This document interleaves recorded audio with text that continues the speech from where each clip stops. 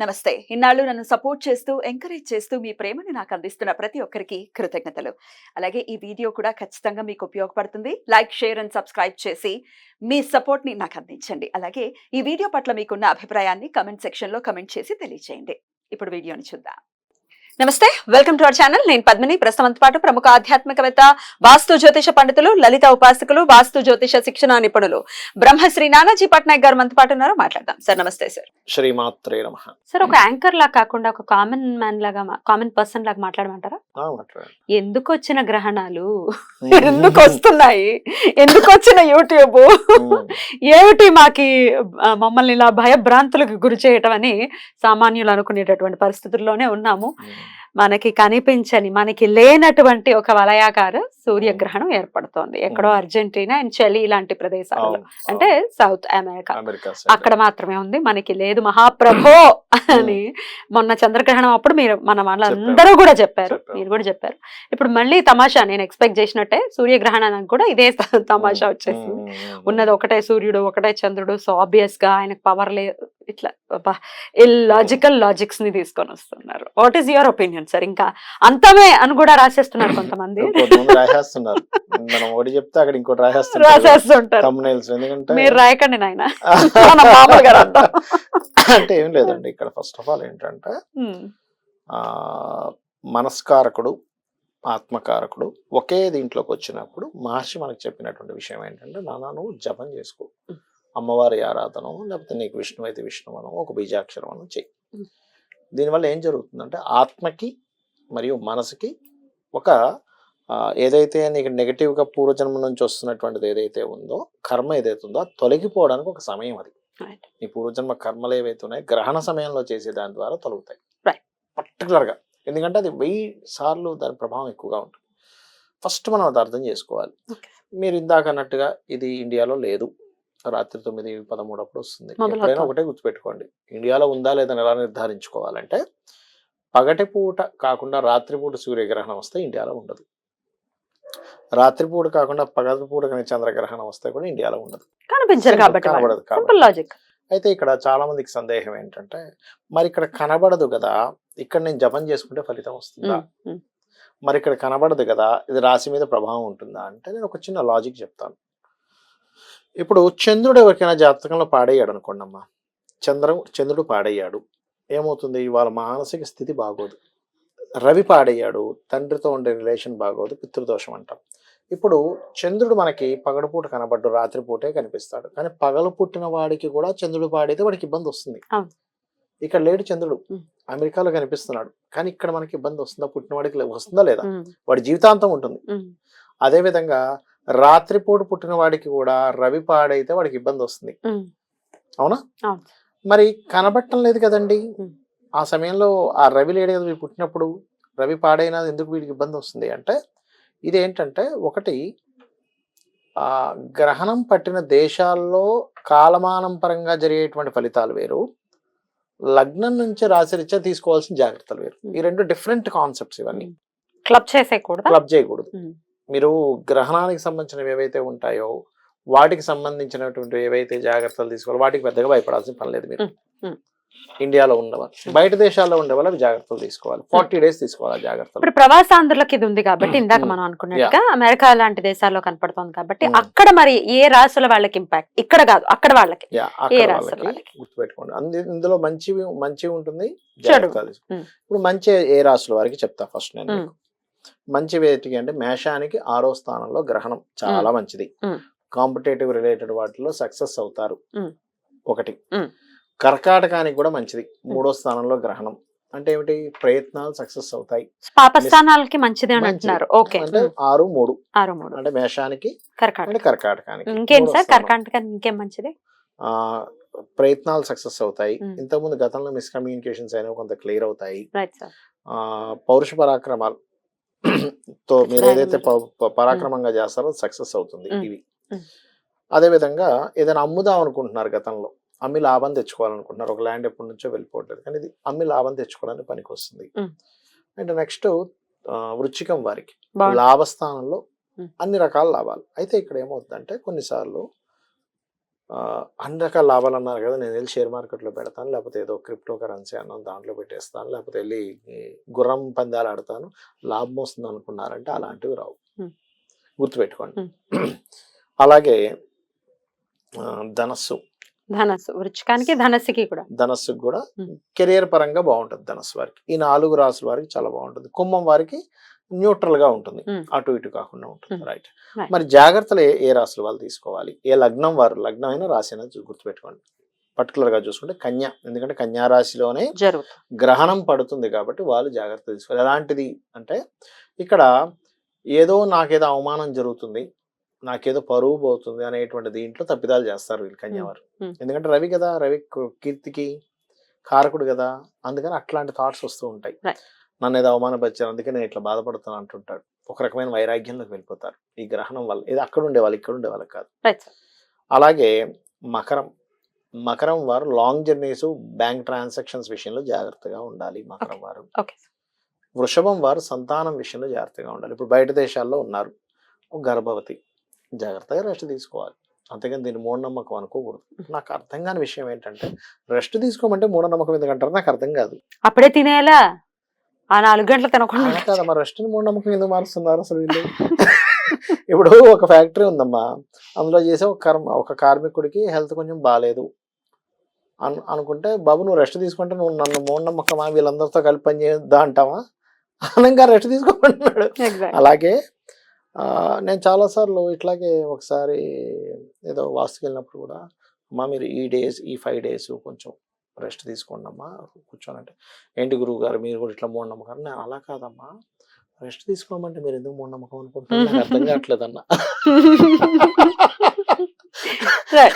అదే కదా, అసలు గ్రహణం టైంలో చాలా ప్రూవెన్ కూడా ఇది, కావాలంటే మనం ప్రూవ్ చేయొచ్చు కూడా. గ్రహణం టైంలో ఒకవేళ గర్భవతులు తిన్నా, లేకపోతే ఏదైనా చేయకూడని పనులు, పెద్దవాళ్ళు చెప్పినవి చేయకూడని పనులు చేస్తే దానికి సంబంధించిన 100% రిజల్ట్ ఉంటే తీరుతుంది.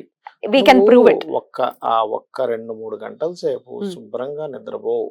నేనేమి అక్కడికి వెళ్ళి నేను మూటలమయ్యి రాళ్ళు మయ్యే గ్రహణ సమయంలో నువ్వు వెళ్ళి రాళ్ళు కొట్టాలి, లేకపోతే ఇంకోటి ఏదో చేయాలి అనట్లేదు. నువ్వు మోకాల మీద కూర్చో, గోడ కూర్చేసుకొని చెప్పట్లే, పడుకో శుభ్రంగా నిద్రపో అంటే కూడా నీకు ఇందులో ఇంకోటి ఏదో కనిపిస్తుంది అంటే ఇంకేమనాలి అనేది ఒకసారి ఆలోచించాలి. కాబట్టి వృషభం వారు జాగ్రత్తగా ఉండాలి సంతానం విషయంలో. ఎందుకంటే వృషభం వారికి పంచమంలో జరుగుతుంది, వాళ్ళు జాగ్రత్తగా ఉండాలి. ఓకే. ఇంకోటి సింహం వారు ధన విషయంలో జాగ్రత్తగా ఉండాలి గ్రహణంలో. అండ్ తులవారు ఇన్వెస్ట్మెంట్స్ విషయంలో జాగ్రత్తగా ఉండాలి, వీళ్ళు జాగ్రత్త పడాలి అంతే. మిథునం వారు ఏదైనా ప్రాపర్టీస్ డీల్స్ చేసే విషయాల్లో జాగ్రత్తగా ఉండాలి మిథునం వారు. వీళ్ళు ఇంకోటి మీనము వారు వివాహ సంబంధించినటువంటి మాటలు మాట్లాడుకునే విషయాల్లో జాగ్రత్తగా ఉండాలి. ఇది అన్ని రాసుల వారు జాగ్రత్త తీసుకోవాల్సినటువంటిది. ఇక్కడ కాదు, అక్కడ వాళ్ళు ఇక్కడ మనం భయపడాలి. ఇక్కడ వాళ్ళు కూడా ఒక 40 days కొంచెం ఈ విషయాలు జాగ్రత్తగా ఉంటే మంచిది. సంతానం కోసం గర్భవతులు పెద్దగా ఇక్కడ ఏం పాటించాల్సిన లేదు, ఎందుకంటే మన గ్రహణం లేదుగా, ఇబ్బంది లేదు. రైట్ సార్, ఇక మనం అసలు మాట్లాడుకోవాల్సినటువంటి టాపిక్ ఇంకొకటి కూడా ఉంది, మహిళా అమావాస్య. అది సార్. అయితే గోచార రీత్యా ఇంకొక ప్రశ్న సార్, చతుర్గ్రహ కూటమి అనేది జరుగుతోంది. ఎందుకంటే కేతు, రవి, చంద్ర అండ్ బుధ కన్యా రాశిలోనే ఉంటున్నారు. ఈ 4 గ్రహాలు ఒకే రాశిలో ఉండటము, అమావాస్య ఆబ్వియస్ గా వాళ్ళిద్దరు రవి చంద్రులు కలుస్తారు కాబట్టి అమావాస్య కాబట్టి, మరి దానికి ఏమైనా ఇంపార్టెన్స్ ఉంటుందా ఇక్కడ మనకి? ఇది ప్రపంచ వ్యాప్తం మొత్తం ఉంటుంది. ఎలా అంటే రవి ఎప్పుడైతే, మనం గతంలో కూడా ఒకసారి చెప్పాను, ఇంకో 15 days ముందే చెప్పాను, ఇది ఇట్లా రాబోతుంది, కొన్ని గవర్నమెంట్ సంబంధించిన విషయాలు విపరీతమైనటువంటి వ్యతిరేకత వస్తుంది ప్రపంచ దేశాలు వీటిలో వచ్చింది. ఆల్రెడీ మనం 15 days బ్యాక్ 20 days బ్యాక్ చెప్పాను, ఆల్రెడీ వస్తుంది. కొంతమందికి మంచి పేరు కూడా వస్తుంది, ఎందుకంటే రవి ఎప్పుడైతే తులలోకి వచ్చి కుజుడితో చూడబడతాడో అప్పుడు నీచభంగ రాజయోగం జరుగుతుంది రవికి కుజుడికి. అదొకటి. పెద్ద పెద్ద ఫ్యాక్టరీస్ ఏమైనా సరే ఇంప్లిమెంట్ అవుతాయి దీనివల్ల, కుజుడు నీచభంగ రాజయోగం వల్ల, రవి నీచభంగ రాజయోగం వల్ల. అంటే ఒక పెద్ద ఇన్ఫ్రాస్ట్రక్చర్ లేదా ఒక పెద్ద ఇది ఒక నాయకులు తేవడం వల్ల కూడా ఒక మంచి జరుగుతుంది దీనివల్ల. Plus at the same time కుజుడు శనిని చూస్తున్నందుకు గందరగోళాలు కూడా జరుగుతాయి. అంటే ఒక గొప్ప మంచి ఉంది ఈ గ్రహణం నుంచి, గ్రహణానికి ముందు నుంచే స్టార్ట్ అవుతుంది. అండ్ 40 days ఉంటుంది దాని ప్రభావం. అలా ఉంటుంది. సామాన్యుల మీద సార్, సామాన్యుల మీద అంటే అమ్మ ఇప్పుడు చూడండి బార్డర్స్ దగ్గర నివసిస్తుంటారు, అట్లాంటి వాళ్ళకి కొంచెం ఈ యుద్ధం వల్ల జరిగే ఇబ్బందులు, లేకపోతే కొన్ని మత కలవరాల వల్ల జరిగే ఇబ్బందులు, ఉంటాయి. లేకపోతే అనవసరంగానే అగ్రెసివ్ నేచర్ రావడం మనుషులకి. ఎందుకంటే అది కాకుండా ఇది ఈ సంవత్సరం పేరే క్రోధినామ సంవత్సరం కదా. కుజుడు ఎప్పుడైతే నీచ పొందుతాడో తన ప్రభావాన్ని విపరీతంగా చూపిస్తాడు. Right. అంటే కొన్ని యాక్షన్గా కొన్ని నిర్ణయాలు తీసుకోవడం, ఆ నిర్ణయాల వల్ల కొంత గందరగోళం. అంటే కొంతమంది రాజకీయ నాయకులు, కొంతమంది పొలిటీషియన్స్ మంచి కోసం తీసుకునే యాక్షన్ వల్ల గందరగోళ పరిస్థితులు, వ్యతిరేకతలు, మళ్ళీ మంచి పేరు రావడం, ఇవన్నీ కలిసి వస్తాయమ్మా. జాగ్రత్తలు తీసుకోవాలి. ఎగ్జాక్ట్. ఆరాధన విషయంలో ఏం చేసుకోవచ్చు సార్? ఇవన్నీ పక్కన పెట్టేసి, గోచారం పక్కన పెట్టేసి, మాకు రక్షణ కవచంగా ఉండాలి భగవత్ శక్తి అనుకుంటే కనుక ఎటువంటి ఆరాధన చేసుకోవచ్చు? ఒకటేనమ్మా, ఇప్పుడు ఎట్లాగా అమావాస్య వస్తుంది కాబట్టి ఆ రోజు వీలైతే కనుక చండి చేసుకోవచ్చు. మీరు ఇందాక పితృదేవతలు అన్నారు, పితృదేవతలకి దానం ఇవ్వాలి. రాహువు, కేతువు, కుజ, శని గ్రహాల దగ్గర దీపారాధన చేయాలి. బయట కంట్రీస్లో ఉండేటువంటి వారు గ్రహణం ఎవరికైతే ఎక్కువ ప్రభావం ఉందో వాళ్ళు గోధుమలు, బియ్యము, మినుములు, ఉలవలు, చంద్ర ప్రతిమ, రవి ప్రతిమ, దాంతోపాటు ఒక ఇత్తడి గిన్నెలో ఆవు నెయ్యిని పెట్టి దానంగా ఇవ్వాలి. నాగపడికి కూడా ఇస్తే మంచిది. ఈ ఫలితాన్ని వీటి నుంచి బయటపడవచ్చు. రైట్. ఇక మాట్లాడుకోవాల్సినటువంటి అంశం మహాలయ అమావాస్య. అత్యంత పవర్ఫుల్ డే అని ఖచ్చితంగా చెప్పుకోవచ్చు. ఎటువంటి పరిస్థితుల్లో మహాలయ అమావాస్యని ప్రతి ఒక్కరూ కూడా యూటిలైజ్ చేసుకోవాలి. ఎట్లా మరి ఏం చేయమంటారు? ఒకటమ్మా, మనకి గరుడ పురాణంలో చెప్పిన అంశం యథాతథంగా నేను మీకు చెప్తాను చూడండి. ఎప్పుడైతే మహాలయ అమావాస్యలు వస్తాయో, లేదా వాళ్ళకి తిథులు ఎప్పుడైతే మనకి వస్తుందో, ఖచ్చితంగా బయట పితృదేవతలు వచ్చి వెయిట్ చేస్తుంటారు మన గుమ్మం దగ్గర. అందుకే మన వాళ్ళు ఆబ్దికాలది ఉన్నప్పుడు బయట ముగ్గు వెయ్యరు. అవును, వేయకూడదు కూడా. బొట్టు కూడా పెట్టుకోరు.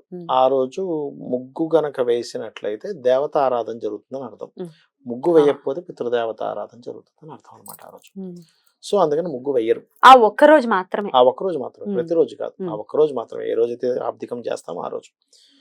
వచ్చినటువంటి పితృదేవతలు ఎందుకు వస్తారు మన దగ్గరికి? ఫస్ట్ ఆఫ్ ఆల్ ఏంటంటే మనం బ్లెస్ చేయడానికి వస్తారు. మనం బ్లెస్ చేయడానికి వస్తున్నారని కూడా మనం చాలా జాగ్రత్తగా చేయాలి. ఆ రోజు ఏంటి, మహాలయ అమావాస్య నాడు ఎవరిదైనా పితృదేవత సంబంధించింది ఉంటే ఆ రోజు మీరు ఆబ్దికం చేసుకుంటారు. లేదంటే పితృదేవతలకి తర్పణాలు వదలడము, స్వయం పాకం ఇవ్వడము చేస్తే, ఇప్పుడు చూడండి, మనకి ఏదైనా ఒక సంతానం కలగాలనుకోండి అమ్మా, ఎన్నో పూజలు చేస్తే పుట్టాడరా అంటుంటారు చూసారు. ఎన్నో పూజలు చేయాలి దేవతలకు, తెలుసా మీకు? సంతానం కలగాలంటే, ఒక మంచి హస్బెండ్ రావాలి లేదా వైఫ్ రావాలంటే ఎన్నో పూజలు చేయాలట. ఎన్నో జన్మలు పూజలు చేయాలి. ఒక సత్సంతానం కలగాలంటే కొన్ని వందల జన్మలు మీరు పూజ చేస్తే కానీ కలగదు. ఒక మంచి భర్త లేదా భార్య రావాలంటే, లేదా ఒక మంచి కుటుంబం రావాలంటే, మంచి ఆరోగ్యం ఉండాలంటే, ఎటువంటి ఇబ్బంది కలగనటువంటి జీవితం కలగాలంటే కొన్ని వందల జన్మలు మీరు పూజలు చేయాలి. అలాంటి వందల జన్మల పూజలు చేసేటువంటి ఫలితం పితృదేవతల తర్పణం మొదల ద్వారా వస్తుంది. బాబా, ఎంత సులభం సార్, చాలా సులభం. అది మనం అర్థం చేసుకోవాలి. ఎక్కడ వందల జన్మల పూజలు, ఎక్కడ ఒకసారి మీరు తర్పణం. అది చాలా బాగా చెప్పారు. శాస్త్రం చెప్తుంది. గరుడ పురాణం చెప్తుంది. గరుడ పురాణం విష్ణువే స్వయంగా చెప్పినటువంటి అంశం కాబట్టి ఇది చేశారు అంటే మీరు తరిస్తారు. ఎట్లా సార్? అంటే విధి విధానాలు అంటే పురోహితుల్ని పిలుచుకొని చేసుకోమంటారా? మనమే చేసుకోవచ్చా? ఏదైనా దానం ఇమ్మంటారా? శాస్త్రం వస్తే చేసుకోవచ్చు. మీకు మీరే ఇలా దర్భను ఇట్లా పెట్టుకుంటారు. ఇక్కడ నుంచి వదలాలి. ఎప్పుడు పితృదేవతలకి ఇలా వదిలేదు దేవతా తర్పణం, ఇది పితృదేవతా తర్పణం. ఇక్కడ నుంచి వదలాలన్నమాట. ఇలా ఇది దేవతా తర్పణం మనం చేసుకోవచ్చు. లేదు మనకు తెలియదు, ఓ పురోహితుని తెచ్చుకుంటే. ఎంత తీసుకుంటారు సార్? ఒక్కొక్కరు ఒక్కో రకంగా మామూలుగా ఇన్ జనరల్ గా మినిమం ఒక్కొక్కడు 500 తీసుకునే వాళ్ళు ఉంటారు, 1000 తీసుకునే వాళ్ళు ఉంటారు. అది కూడా ఇచ్చుకోలేమా మనం? ఇచ్చుకోలేమా? ఈ సినిమాకి వెళ్తే 1000 ఖర్చు అయిపోతుంది. ఇవాళ రేపు ఒక మనిషి వెళ్తేనే, ఒక మనిషి గురించి పాప్కార్న్ 350, టికెట్ ఒక 300, వాడి నెత్తిన పోసే కంటే మన రానుపోని పెట్రోల్. ఒక్కడికి వెళ్తేనే 1000 రూపాయలు ఖర్చు అయిపోతాయి. జీవితాన్ని తరింపజేసేదాన్ని నువ్వు 500 1000 ఖర్చు పెట్టలేవా? కక్కుర్తొద్దు. అయితే ఇక్కడ ఇంతే ఉందని లేదు. కొంతమంది ఇంకా తక్కువ తీసుకునే వాళ్ళు, ఎక్కువ తీసుకునే వాళ్ళు ఉన్నారు. వాళ్ళ మినిమం చెప్తున్నారు. మినిమం చెప్తున్నా. వాళ్ళ ఇది రైట్ సార్. తర్పణం వాళ్ళని యాక్చువల్ గా ఇంటికి పిలిపించుకుని చక్కగా చేయించుకోవడం అనేది బాగుంటుంది, శ్రేయస్కరం. అయితే ఇప్పటిదాకా అలవాటు లేదండి, ఇప్పుడు మేము చేయొచ్చా అంటే చేయొచ్చు. ఇప్పటి నుంచి స్టార్ట్. ఒకటి, ఇన్ని రోజులు అజ్ఞానంలో ఉన్నాము, ఇప్పుడు మాకు జ్ఞానం వచ్చింది, చేయాలి. ఎగ్జాక్ట్లీ. మొన్న ఒకళ్ళు ఫోన్ చేసి అడిగారు, ఆ రోజు తలస్నానం చేయాలా అని అడిగారు. వామ్మో ఏం ప్రశ్న సరే చెప్పండి. అంటే ఒకటమ్మా, స్త్రీకి స్థల స్నానం చెప్పలేదు, పురుషుడు మాత్రం స్థల స్నానం చేస్తే చాలా మంచిది. చేసి అసలైతే చేయాలి. కొంచెం శుభ్రపడటంలో తప్పే ఉంది. తప్పేముంది దానికి, అసలు క్వశ్చన్ ఏముంది అక్కడ? క్వశ్చన్ అదే అన్నాను నేను, శుభ్రపడటంలో కొన్ని తప్పే ఉంది. పర్వదినాల్లో చేయమని చెప్పింది శాస్త్రం. నార్మల్ రోజుల్లో అయితే తలంటుకోవడం అనేటువంటిది కేవలం సోమవారము బుధవారమే చేయాలి, లేదా శనివారం కూడా చేయొచ్చు. కాకపోతే మిగతా రోజుల్లో తలంటుకోకూడదు మిగతా రోజుల్లో. కానీ ఇలాంటి ఏమైనా పర్వదినాలు ఉన్నాయి, లేదా నేను ఒక అమ్మవారి పూజ స్టార్ట్ చేశాను, అలాంటి సమయంలో చేసుకోవచ్చు, తప్పలేదు. ఇంట్లో వాళ్ళు సహకరించట్లేదు, మరి మేము ఎలాగా మా పెద్దలకి, ఇప్పుడు మా అమ్మ నాన్నగారు మొన్న ఇందాకే వచ్చింది ఒక కాల్, మా అమ్మగారు నాన్నగారి కోసం చేయాలనుకుంటున్నాం కానీ మా ఇంట్లో వాళ్ళు చేయనివ్వట్లేదు. ఒక ఫీమేల్ కి అయితే వచ్చేటటువంటి ఇబ్బంది ఇది. అప్పుడు వాళ్ళు ఎట్లా ఈ రోజును వినియోగించుకోవాలి? దీనికి శాస్త్రంలో తల్లిదండ్రి బ్రతికుంటే బియ్యము చెట్లు వదలాలని చెప్పింది, తులసి మొక్కలు వదలాలని చెప్పింది తల్లిదండ్రులు బ్రతికున్నవారు. లేదండి మేము ఆడపిల్లలమే ఉన్నాము, మా హస్బెండ్ ఇట్లాంటివి ఒప్పుకోరు, అప్పుడు నేను ఏం చేయాలి అంటే శాస్త్రంలో చెప్పినటువంటిది ఒక కర్తని పెట్టుకొని చేయమని చెప్పింది. ఆ కర్తకి కూడా తల్లిదండ్రులు ఉండకూడదు, అలా చేయమని చెప్పింది. అట్లా చేసుకోవచ్చు. కాని పక్షంలో ఏదైనా దానం స్వయంపాకం ఇవ్వచ్చు, స్వయంపాకం ఇవ్వచ్చు, తప్పేం లేదు. ఇప్పుడు హస్బెండ్కి ఉండాలి అని మనం ఎవడో చచ్చిపోతే ఇప్పుడు నేను ఇవ్వడం ఏంటి అంటారు కొంతమంది తెలియక. నువ్వు చచ్చిపోయిన తర్వాత తెలుస్తుంది ఆ విషయం, నిజంగా ఈ పితృదేవతలు ఉన్నారు, నేనే ఇల్లు అక్కడ నిలబడతానని. నీకు అప్పుడు తెలిసేది ముందే చెప్పారు మహర్షులు. ఇంకా అప్పుడు ఎంత అరిచి గీ పెట్టినా ఎవరికి వినపడదు, ఎవడో చేయడు, ఏమీ ఉండదు, నువ్వు అనుభవించాల్సిందే దాన్ని. వద్దు బాబు చేద్దాం. కనీసం గోశాలకు వెళ్ళి గోవుడికి ఏదైనా తినిపించండి. శాస్త్రంలో ఎన్ని రకాలు చెప్పారంటే, ఇప్పుడు పిండాలు పెడతారు కదా, నీకు ఎక్కడా నీకు ఏమీ దొరకలేదు, ఉట్టి పిండి దొరికింది, పిండితో పెట్టు. అన్నం దొరికింది, అన్నం కూడా దొరకలేదు, మట్టితో పెట్టమని చెప్పింది పిండాలు. రాముడు దేంతో పెట్టాడు? గార పిండితో పెట్టాడు. ఇంకోటి రేగులతో పెట్టొచ్చు అని చెప్తుంది శాస్త్రం, రేగిపళ్ళతో పెట్టొచ్చు అని చెప్తుంది శాస్త్రం. అగ్నిపురాణంలో ఉంది ఇదంతా కూడా. అండ్ అలాగే మరొకటి ఏంటంటే, మీకు పిండాలు మనం తీసుకెళ్ళి నీళ్ళలో వేస్తాం, అగ్నిలో వేయొచ్చు అని చెప్తుంది, గోవుకు తినిపించవచ్చు అని చెప్తుంది, పక్షులకు వేయొచ్చు అని చెప్తుంది. ఇవేమీ దొరకలేదంటే మనుషులు నడవనటువంటి ప్రదేశంలో గొయ్యి తీసి పాత పెట్టమని చెప్పింది, అట్లా కూడా చేయొచ్చు అని చెప్తుంది. ఈ విధానాన్ని అనుసరించుకొని ఖచ్చితంగా మహాలయ అమావాస్యని ప్రతి ఒక్కరూ వినియోగించుకోవాలని మరీ మనవి చేస్తూ, కొన్ని కొత్త ప్రశ్నలు వస్తూ ఉంటాయి సార్, అన్ని నేను అడ్రస్ చేసేయాలన్న అర్జ్తో ఉంటాను నేను, అన్ని అడిగేయాలి. కొన్ని నాకు కూడా థాట్, ఏమైనా అలాంటి డౌట్స్ ఉంటే కనుక కమెంట్ సెక్షన్ లో కమెంట్ చేయండి. Thank you so very much sir. నమస్తే. శ్రీమాత్రే నమః.